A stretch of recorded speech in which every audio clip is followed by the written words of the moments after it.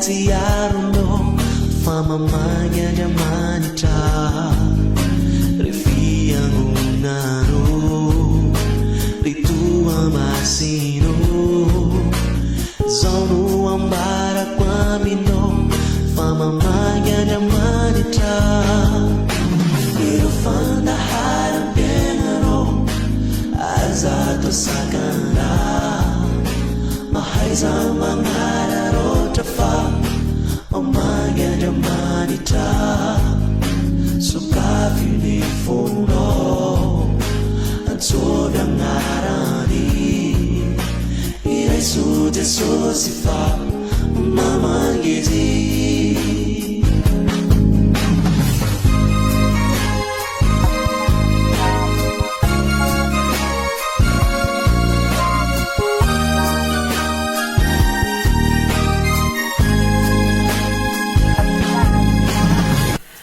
Ampifaliana hatrany no azotsika anaraka indray zao fandarana izao miarahaba ny rehetra tsy ankanavaka amin'ny anaran'i Jesosy Tompo ho an'Andriamanitra Ray sy ny Zanaka ary ny fanahy-masina ny voninahitra amin'izay rehetra atao eto. Maniry izay mba hitondra soa ho an'ny tsiraray avy izay atao eto. Ivavaka isika mialohan'ny hitondrana ny tenin'Andriamanitra. Misaotra anao indray izay Andriamanitra rainay tsara indrindra satria lehibe ny famindraponao sy ny fahatsaranao ka mbola nanomezanao anay izao tomponandro izao indray ahafahanay anambara ny sitraponao eto amin'ity toerana ity. Mankasitraka anao izay no izany famindraponao izany ary miangavy anao andray an-tanana izay rehetra atao eto. Da io Tompo ny sambatan'olona sisa tokantrano. Raha misy aretina ny aminy ianao anasitrany, ny olana rehetra eo amin'ny fiainany ho vahanao, ary raha manatrika ady izy dia omeo fandresena. Da io izy amin'izay rehetra ataony. Ary ankehitriny Tompo raha nambara izao teninao izao zay, dia aoka ianao hiasa. Tsy tompo teny afantatra ny marina izay, izay indrindra no angatahana ny fanahy ny fahamarinana dia ny fanahy masina, ampafantatra ny olona rehetra ny marina. Koa ta io ny teninao, hiasa ao anatin'ny tsiraray avy, hitombona ny fahafantarana ny sitraponao, ary azahoanay manatanteraka izay rehetra takinao amin'ny fiainanay. Apetraka eo am-pelatananao Tompo ny zavatra rehetra, ka ta io izao teny izao hitondra soa ho an'ny tsiraray avy. Amin'ny anaran'i Jesosy Kristy avy any Nazareta no angatahana izany. Misaotra Tompo. Amen. Ijery ten'Andriamanitra indray isika amin'ny fotoman'ny Jeremia 3:7 andininy 2:17 izay mivaky toy izao amin'ny anaran'i Jesosy Tompo. Mandehana katorio manatrika ny avaratra izao teny izao: miverena ianao ry Israelim-piodina o Jehova, tsy handatsaka ny fahatezerako aminareo aho, fa mamindra fo aho o Jehova ka tsy hitahiry fahatezerana mandrakizay aho.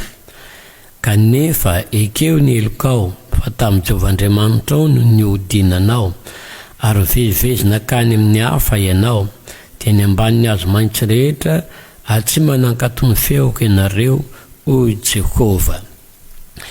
Petera 2:7 andininy 7. Petera 2:7 andininy 7. Ny Tompo tsy mahela ny teny fikasany, araka izay ataony sasany no fahelany, fa maro-po amintsika izy ka tsy tiany sovery, fa mba ho tonga amin'ny fibebahana ny rehetra.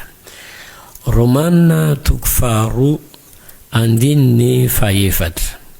Sa amavoinao ny areny famirapana sy ny fandeferany faharipony, satria tsy fantatrao fa ny famirapana an'Andriamanitra dia mitaonanao hibebaka. Fa nidintranao sy ny fonao tsy mibebaka, niraketanao fahatezerana ho anao amin'ny andro fahatezerana sy fampisehoana ny fitsarana marina Andriamanitra. Farany Jona 4:9 andininy 5. Andininy 10 azafady. Jauna toko 9 andininy 20 ary efa nitraka Jesosy ka tsy nahita fa tsy raha vehivavy ihany dia hoy izy taminy, raha vehivavy aiza ireo mpiampanganao reo, tsy nisy nanameloka anao va? Raha vehivavy tsy nisy tompoko. Ary hoy Jesosy taminy, izaho koa dia tsy manameloka anao ary mandehana ary aza manota intsony. Izay orenetsika eto amin'ity androany ity dia ho toy izay mety nambara omaly sy na ofamenony zany, tompany hitahany teniny amin'ny tsiraray avy. Tena zava-dehibe tokoa ny famindrampon'Andriamanitra satria izany no tsy mahalany antsika. Hoy ny Baiboly ao amin'ny boky Fitomany na toko 7 andininy 12. Fitomany ny Jeremia toko 7 andininy 12. Ny famindrampon'i Jehovah tsy nalany antsika fa tsy nitsahatra ny fiantrany. Noho izany dia misaotra an'Andriamanitra isika fa mamindra fo tokoa izy ka tsy mitahiry fahatezerana. Izay voalaza amin'ny bokin'ny Jeremia toko 7 teo andininy 12 izay mivaky toy izao. Andininy 12 fa mamindra fo aho Jehovah ka tsy hitahiry fahatezerana mandrakizay. Isaorantsika Andriamanitra ny amin'izany. Isaia toko 4:15 andininy 7. Isaia toko 4:15 andininy 7. Toko 4:15 andininy 7. Indray mpimasomonja no nafoizako anao fa amin'indra fo lehibe kosa no ampodiko anao. Na misy aza ny fahatezeran'Andriamanitra dia vetivety ihany zany fo mandrakizay kosa ny famindrapony amin'ny tsiraray avy. Fantaro nefa ry havana fa mitaky zavatra amin'izay namindrano fo Andriamanitra na ny Baiboly.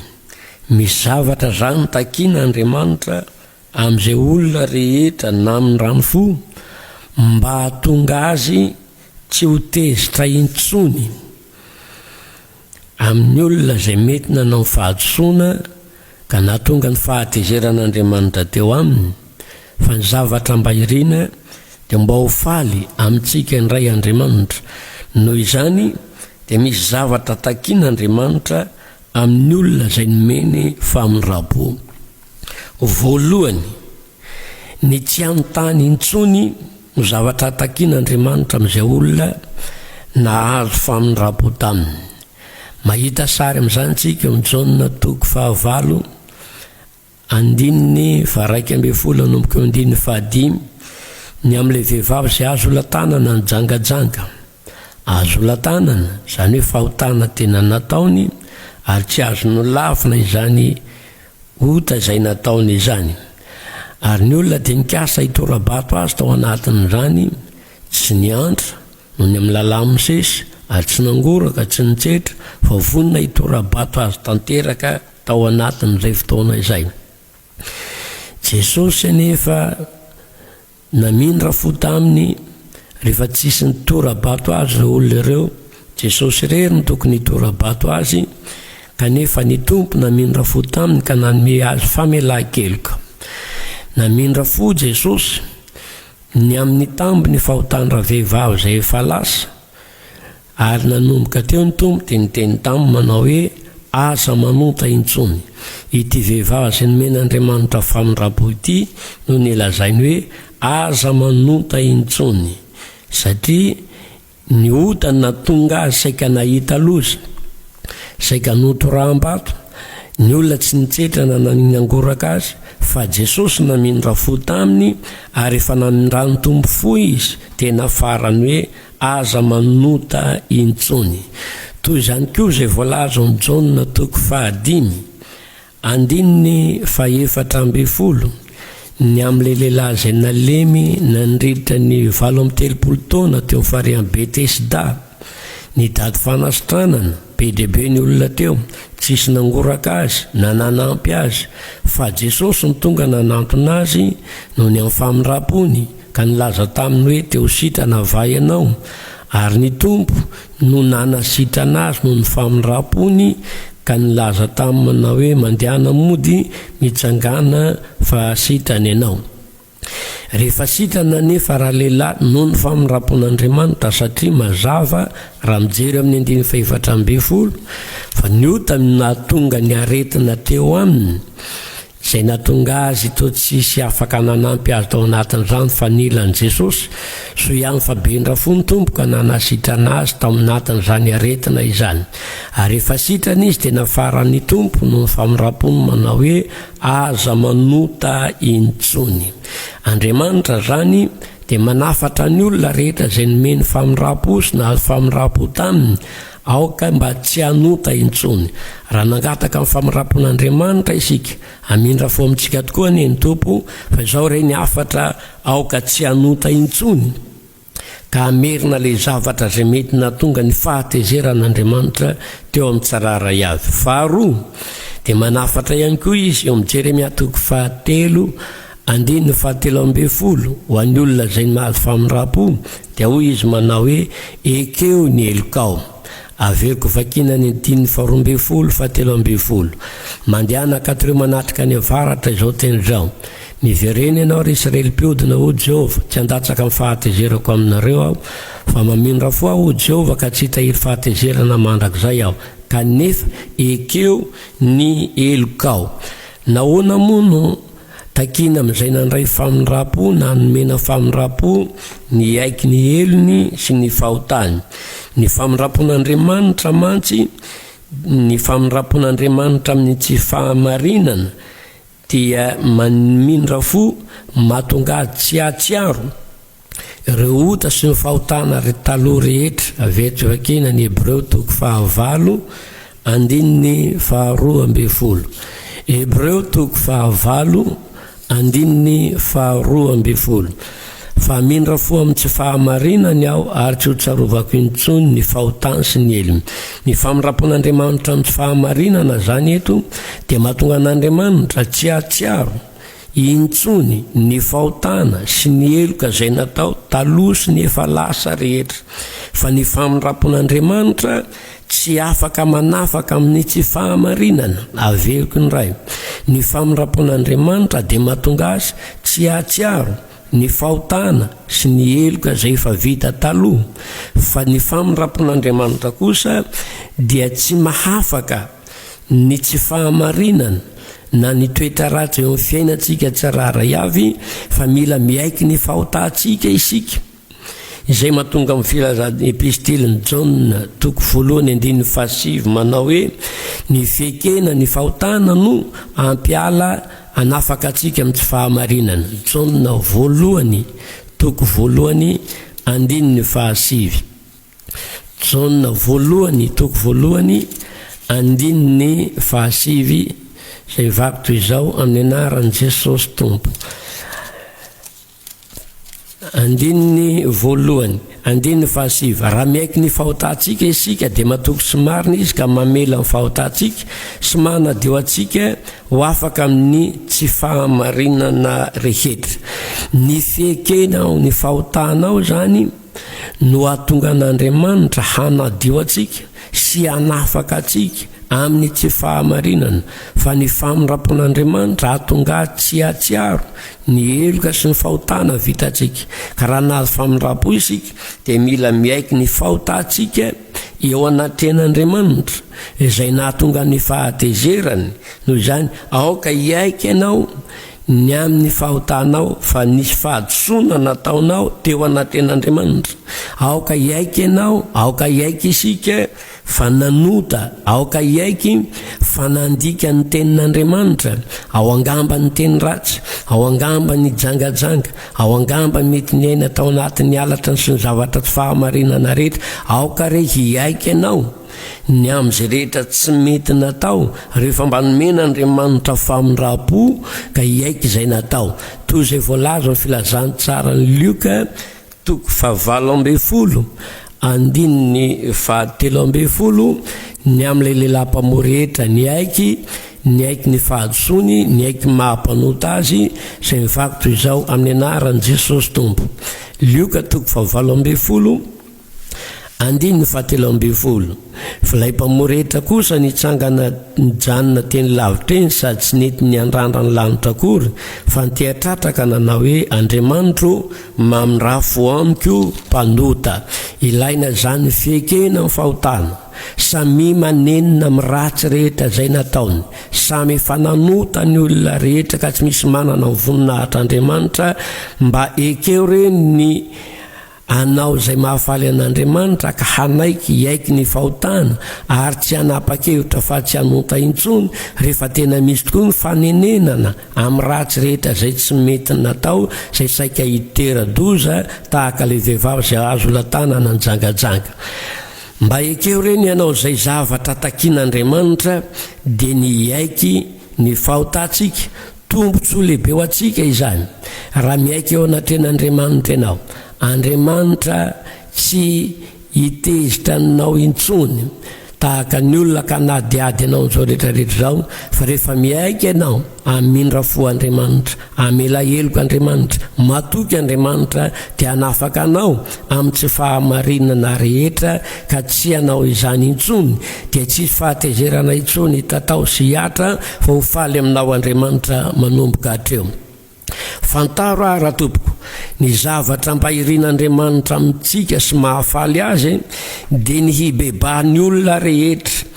Asan'ny Apôstôly 7:70, andiny 7:30. Asan'ny Apôstôly 7:70, andiny 7:30. Fa Andriamanitra ninitsy nijery ny androny tsy fahalalana, fa ankehitriny izy mandidy ny olona rehetra naiza ibebaka.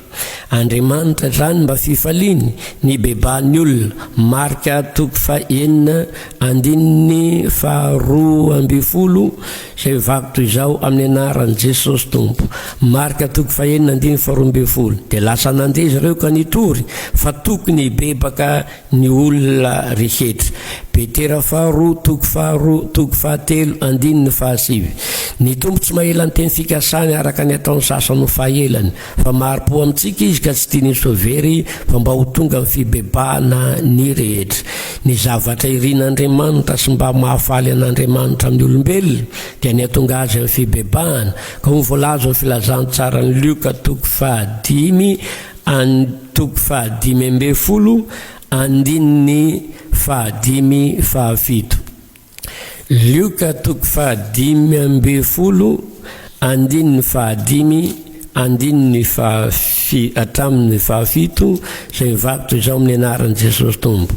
Ary rehefa hitany iny dia ataony eo an-tsorony dia faly izy. Ary rehefa tonga any an-trano izy dia mamorony sakaizany sy ny namany ka manao amin'ny hoe avy ara-mifaly amiko fa hitako ilay ondriko very. Lazaiko aminareo fa izy fifaliana toy izany any an-danitra ny ampanota iray izay mibebaka no ny amin'ny olona marina 9:10 zay tsy misy tokony ibebahany. Zavatra mahafaly an'Andriamanitra sy irin'Andriamanitra izany dia ny mba ibebahany tsiraray avy, satria maniry ny olona rehetra ibebaka Andriamanitra dia manao zay fomba rehetra izy ahatongavany olona amin'izany fibebahana izany. Voalohany, mahari-po izy. Voalaza amin'ny Petera 2:3. Ny Tompo tsy mahela ny teny fikasany. Be dehibe ny olona mieritreritra manao aiza ny teny fikasany ny amin'ny fiavian'i Jesosy sy ny fiverenany eny amin'ny rahona lanitra, dia mieritreritra fa atao tsy hisy izany. Andriamanitra tsy mahela ny teny fikasany, fa mahari-po izy satria mbola be dehibe ny olona tsy mibebaka.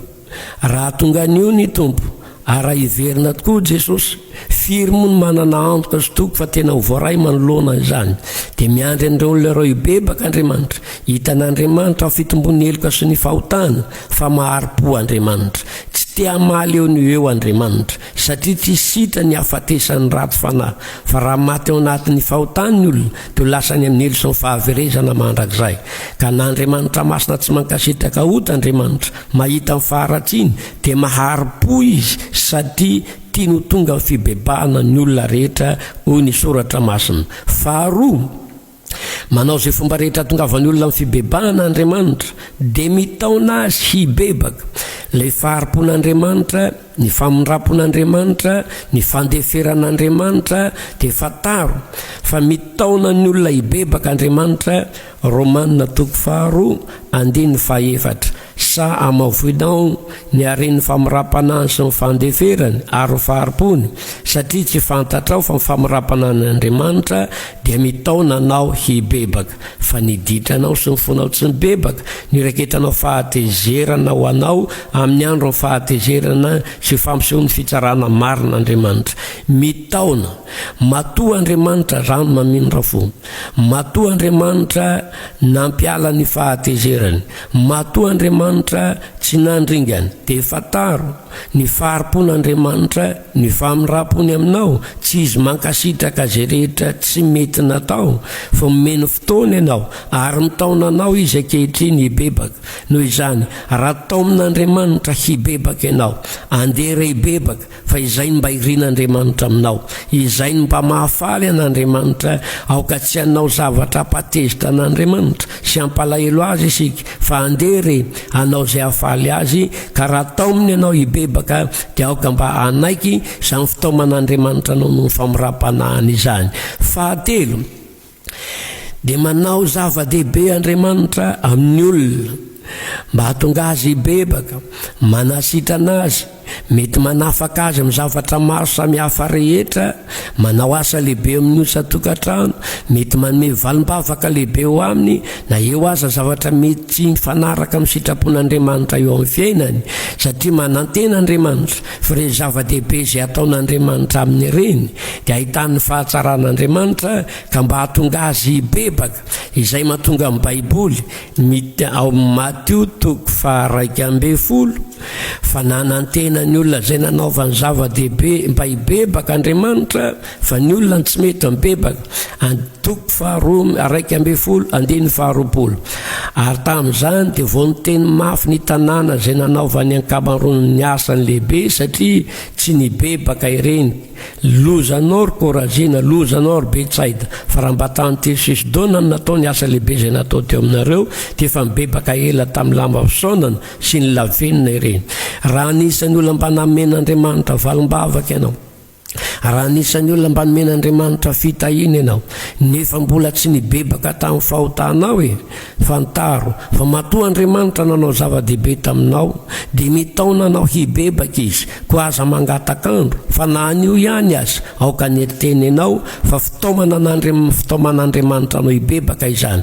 Aza miandry teny mafy amin'Andriamanitra izay nanaovan'Andriamanitra zava-dehibe ka tsy mety atsiary tena hibebaka fa na ny tombonandro, ny fahasalamana, ny tanjaka nananao dia zava-dehibe men'Andriamanitra anao mba hitaomana anao hibebaka. Noho izany raha izay no mahafaly an'Andriamanitra sy rin'Andriamanitra aminao aoka renao anantona an'Andriamanitra ka hibebaka amin'ny fonao rehetra, anenina amin'ny ratsy izay natao rehetra fa izany no zavatra kendren'Andriamanitra. Faefatra manome fotoana ny olona Andriamanitra mba hibebahany, voalaza any amin'ny Apokalipsy 2:1-20. Apokalipsy 2:1-20. Apokalipsy 2:1-20 izay mivaky toy izao amin'ny anaran'i Jesosy Tompo. Ary meko fotoana hibebahana amin'ny fahavetavetany izy nefa tsy nety mibebaka. Ary efa ataon'Andriamanitra ireo rehetrarehetra eo ry havana ka tsy mety mibebaka ny olona. Maharipo izy, tsy mamaly avetrany, mitaona azy amin'ny famirapanany izy, manao zava-dehibe amin'ny fiainana izy, manome azy fotoana hibebahana izy nefa tsy mety mibebaka ny olona. Izany le tompoko mahatonga an'Andriamanitra mandefa famaizana satria ny Baiboly tsy sitraky ny ampahorina mampalahelo ny ratsy fanahy fa raha tambazan'Andriamanitra ny olona, tao amin'Andriamanitra ny olona, omen'Andriamanitra fotoana ny olona, tsy mety mibebaka. Nefa mifanirian'Andriamanitra amin'ny olona rehetra ny hibebahany sy ny alany amin'ny fahotany ary nenenany amin'ny ratsy vitany rehetra satria raha tsy mibebaka izy dia ho very any amin'ny elo ny fanahany ary ho any amin'ny fahaverezana mandrakizay. Andriamanitra tia azy, tsy tia ny haverezany any amin'ny elo, nefa raha tsy mibebaka izy dia ho lasany amin'ny fahaverezana mandrakizay. Dia manao izay fomba rehetra Andriamanitra fa indrindra fa amin'izao farany izao dia mandefa n'ilay famaizan'Andriamanitra hanairana ny olona mba hitaomana azy bebaka. Izay voalaza ny soratra masina amin'ny Isaia 9:20, Isaia 9:20, andininy 7 sy ny 10 izay vaky toy izao amin'ny anaran'i Jesosy Tompo. Isaia 9:20, andininy 7 sy ny 10. Anfanako no aniriko anao noho ny alina, eny ny saiko ato anatiko ny hitadiavako anao fantatra. Fa raha mamely ny tany no fitsaranao dia mianatra fahamarinana mponina amin'izao tontolo izao. Na dia asiana soa aza ny raty fanahy dia tsy mety mianatra fahamarinana izy. Eny na dia amin'ny tany ny fahamarinana azy izy dia mbola manao heloka ihany ka tsy mety mijery ny fiandrianan'i Jehova. Asian'Andriamanitra soa ny olona, tambatambazan'Andriamanitra ny olona, taomin'Andriamanitra amin'ny alalan'ny filazantsara ny olona. Tsy mety nefa ny olona dia Andriamanitra maniry azy ho tonga amin'ny fibebahana satria tsy sitrak'Andriamanitra ny haverezany. Mandefa fahatezeran'Andriamanitra famaizana mba hanairan'Andriamanitra ny olona. Fa raha miatra amin'ny tany fitsarana dia hianatra fahamarinana mponina amin'izao tontolo izao. Hosea 5:5 dia ny soratra masina. Hosea 5:5, andininy 5:10. Hosea 5:10, andininy 5:10. Hosea 5:10. Andeha ody any amin'ny fitoerako aho mba raha-piaiky ny elo sy hitadiavan'ny tavako. Fa rehefa azo pahoriana izy dia hitady fantatra. Mananten'Andriamanitra fa ao anatin'ny fahoriana sy ny zavatra mafy mahazo ny olona dia mba tsy ary tena hibebaka sy hitodika amin'Andriamanitra ny tsiraray avy. Tahaka mpanao salamo milaza hoe soa ihany anam-pahoriana mba azoko mandinika ny lalanao. Izay tiana ambara reto ampamaranana riavana dia izao. Izao zava-misy eran-tany izao aminay dia fitauman'Andriamanitra ny olona rehetra hibebaka. Faneren'Andriamanitra ny olona hibebaka satria ho avy tsy ho eleny amin'ny rahoan'ny lanitra ny Tompo. Tsy tiany ho very ianao, tsy tiany ho any amin'ny elo ianao. Taominy ianao ny olona tsy mety mibebaka dia alefan'Andriamanitra zao zavatra izao, anairana, atonga saina ny tsiraray avy hitaomana ny olona hibebaka. Noho izany aoka tsisy anamafo, aoka tsy isika ny ray no hitahiry ny fahatezeran'Andriamanitra no ny fananantsika fotsy mety mibebaka. Andriamanitra efa namindra fo ka tsy nitahiry ny fahatezerana tamintsika. Fa raha manana fotsy mety mibebaka ny olona dia lasa isika ny ray no hitahiry ny fahatezeran'Andriamanitra. Zay voalaza ny Romanina 2:5 manao hoe fa niditranao sy ny fonao tsy mibebaka ny raketanao fahatezeran'Andriamanitra ho anao amin'ny andro ny fahatezerana sy ny fampisehoan'ny fitsarana marin'Andriamanitra. Tsy Andriamanitra intsony tsy namindra fo, fa ianao tsy nety aiky ny fahotanao ary ianao ny nanamafy ny fonao dia ianao ny lasa mitahiry n'ilay fahatezeran'Andriamanitra aminao. Noho izany aoka tsy isika no hitahiry ny fahatezeran'Andriamanitra efa namindra fo ny Tompo fa aoka re hibebaka. Fa tauman'Andriamanitra antsika hibebaka izao, hiaiky ny fahotantsika, hiala ny faharatsintsika rehetra, anenina amin'ny ratsy rehetra vitantsika ka hiverina ny ray amin'Andriamanitra. Izay mahatonga ny bokin'ny Apokalipsy 7 milaza hoe, Apokalipsy 7 andininy 20 zay vaky toy izao. 7 andininy 20. Nefa ny olona sisa sy maty nareo loza reo dia tsy nety hibebaka hiala tamin'ny asan-tana mba tsy hivavaka amin'ny devoly sy ny sampy volamena, volafotsy, varahana, vato, hazo izay tsy mahajery na mahare na hafa mandrosotra. Tsy mibebaka tamina amin'ny olona izy ireo, na tamin'ny nanaovany ody ratsy, na tamin'ny favetavetana, na tamin'ny alatra izay nataony. Nalefan'Andriamanitra ny loza fa tsy nety mibebaka ny olona. Ao amin'ny bokin'ny Apokalipsy mahatonga ny olona tsy mety mibebaka eto dia satria fa tsy ety ny fanamasina ampiaiky ny olona ny fahotany. Fa ankehitriny mbola eto amin'izao tontolo izao ny fanamasina ampiaiky atsika amin'ny fahotantsika. Noho izany amin'izao fotoana izao raha mitaonanao sy maniry atsika amin'ny zava-tsarotra, Andriamanitra mitaonanao hibebaka. Aoka re mba hibebaka ny sisa velona rehetra ka hanantona an'Andriamanitra ny Tompo aneta izany teny izany ary amenao fo mibebaka hivavaka isika tompoko. Andriamanitra rainay tsara indrindra mankasitraka anao indray izay nahafahana nanambara sy nitory izany teny izany teto amin'ity toerana ity mba hatsapahany olona amin'ny fahamarinana fa rehefa mamindra fo ianao dia misy zavatra takinao dia mba tonga ny olona tsy hanota ary aiky ny fahotany satria matotezitra ianao dia nisy zavatra tsy nentina taotao namindra fo anefa ianao fa mitakosa azy iny tsirara iavy aiky ny fahotany satria ny fanirianao sy ny zavatra mahafaly ianao dia mba hibebahany olona tsirara ia inganeo vorainy zany afatra izany ka tsisy anamafo fa hibebaka ary ho fanta fa zo zava-misy rehetra izao dia fitaumanao fanairanao ny zontolo zao mba ho tonga amin'ny fibebahana ho tanteraka ny fifalianao hibebaka neny olona ka anao zay mahafaly anao zay amin'ny anaran'i Jesosy no angatahana izany sotra indrindra Tompo amen.